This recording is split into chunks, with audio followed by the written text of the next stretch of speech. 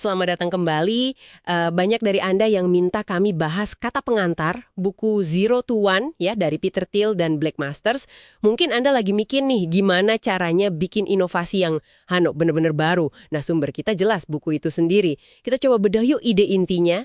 Gimana sih cara ciptain sesuatu yang bener-bener baru, bukan cuma ya ikut-ikutan yang udah ada gitu. Thiel ini langsung mulai dengan pernyataan yang lumayan nyelekit loh. Katanya, momen bisnis besar itu cuma terjadi sekali. Unik. Iya, nggak bakal ada Bill Gates kedua gitu ya, yang bikin sistem operasi. Betul. Atau Larry Page baru yang bikin search engine. Thiel bilang, kalau Anda cuma niru mereka, Anda malah nggak belajar esensi sukses mereka. Wah, ini langsung bikin, mikir ya. Betul banget. Dan ini langsung nyambung ke konsep kuncinya dia kan, yaitu bedanya melangkah dari 1 ke N sama melangkah dari 0 ke 1. Bukan yang udah kita tahu caranya, itu 1 ke N. Cuma nambahin yang udah familiar aja. Kayak menyebarkan sesuatu yang udah berhasil ke tempat lain. Thiel nyebutnya kemajuan horizontal. Gampangnya globalisasi lah. Oke. Menyebarkan yang sudah ada. Nah, tapi kalau menciptakan sesuatu yang baru, yang sebelumnya nggak ada sama sekali, itu 0 ke 1.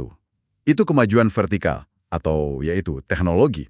Sesuatu yang langka, unik, dan benar-benar fresh. Oke. Jadi menciptakan yang baru ini 0 ke 1, kenapa sih ini dianggap sepenting itu sama Thiel? Bukannya ngembangin yang udah ada juga ya penting kan? Penting sih penting, tapi kata Thiel, itu nggak cukup fundamental. Dia argumennya kuat banget. Tanpa penciptaan baru, yang 0 ke 1 itu, perusahaan sebagus apapun sekarang, ujung-ujungnya bakal gagal di masa depan. Wah, serius itu? Iya. Praktek terbaik atau best practices yang sering diomongin itu, menurut dia, bisa jadi malah jalan buntu kalau nggak ada terobosan baru sama sekali. Jadi teknologi, dan ini artinya luas ya, bukan cuma gadget, tapi setiap cara baru yang lebih baik untuk melakukan sesuatu, itu mesin utama kemajuan yang sebenarnya. Menarik. Jadi ini bukan cuma soal perusahaan untung besar gitu ya, tapi lebih ke kemajuan manusia secara keseluruhan. Iya. Thiel ngelihatnya gitu. Kemampuan kita bikin teknologi baru inilah yang bikin manusia itu unik. Kita nggak cuma milih dari menu yang disodorin, tapi kita bisa, gimana ya, nulis ulang menu itu sendiri, mengubah rencana dunia gitu. Wow. Dia bahkan bilang, kalau kita cuma fokus nyebarin cara hidup yang sekarang ke seluruh dunia, itu kan globalisasi. Yang 1 ke N tadi, tanpa ada terobosan teknologi baru, yang 0 ke 1, wah, sumber daya kita nggak bakal cukup. Bisa-bisa malah jadi bencana lingkungan, katanya. Jadi, teknologi baru itu bukan cuma bagus kalau ada, tapi keharusan. Oke. Nah, ini nih bagian yang bikin saya penasaran banget. Thiel kan ngajuin pertanyaan kontrarian itu ya. Iya, yang itu. Kebenaran penting apa yang cuma disetujui segelintir orang? Katanya jawaban bagus buat pertanyaan ini bisa ngasih kita bocoran masa depan. Maksudnya gimana tuh? Kayak latihan mikir atau gimana? Persis. Kayak semacam alat bantu mikir gitu. Pertanyaan itu kan maksa kita nyari ide atau keyakinan yang berharga tapi belum banyak yang setuju. Belum populer. Oke.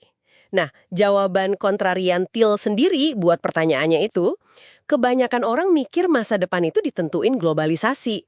Padahal, kata dia, teknologi itu jauh lebih penting, lebih nentuin. Tanpa kemajuan teknologi, yang nggak otomatis loh, harus diciptain, globalisasi aja yang nggak cukup, malah bisa bahaya.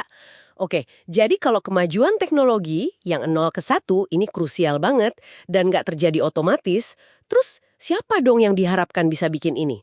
Apa orang jenius sendirian? Perusahaan raksasa? Siapa? Nah, Thiel nunjuknya ke startup. Startup. Kenapa startup? Alasannya cukup masuk akal sih.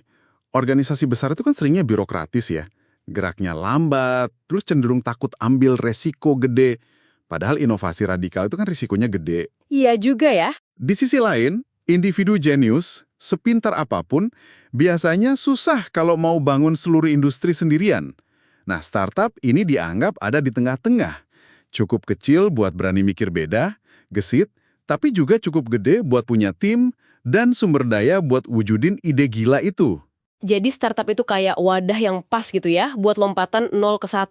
Tapi caranya gimana startup bisa sukses bikin lompatan itu? Ada resepnya nggak sih? Nah, justru ini poin penting lainnya dari Thiel. Nggak ada formula pasti. Nggak ada resepnya. Oh, nggak ada. Ya, Karena setiap inovasi sejati itu unik, baru, jadi nggak mungkin ada manual langkah demi langkahnya. Esensi startup yang berhasil lompat dari 0 ke 1 itu, menurut Thiel, kemampuan mereka buat mikir dari prinsip pertama atau first principles. Jadi bongkar masalah sampai ke akarnya, terus bangun solusi baru dari situ. Bukan cuma niru atau modif dikit-dikit. Makanya buku ini juga dibilang bukan manual, tapi lebih kayak latihan buat berpikir beda soal inovasi. Baiklah, jadi kalau kita coba rangkum nih buat Anda ya, inti dari kata pengantar 0 to 1 ini sebenarnya tantangan kuat. Berhentilah cuma sekedar niru atau perbaiki sedikit yang udah ada, yang 1 ke N itu. Ya, fokusnya harusnya ke penciptaan nilai yang benar-benar baru. Betul. Melakukan lompatan berani dari 0. Dari nggak ada jadi sesuatu, yang 0 ke 1 itu. Dan ini bukan cuma soal bisnis loh, tapi soal gimana kita ikut membentuk masa depan. Dan mungkin sebagai penutup aja nih buat Anda renungkan lagi, Thiel kan bilang inovasi sejati itu datang dari ngeliat apa yang orang lain nggak lihat. Dari jawaban pertanyaan kontrarian tadi. Nah, coba deh tanyakan ke diri Anda sendiri. Kebenaran penting apa sih yang Anda yakini banget? Tapi mungkin dianggap aneh atau diabaikan sama kebanyakan orang di sekitar Anda. Siapa tahu kan, jawaban Anda itu justru jadi bibit buat lompatan 0 ke 1 Anda yang berikutnya.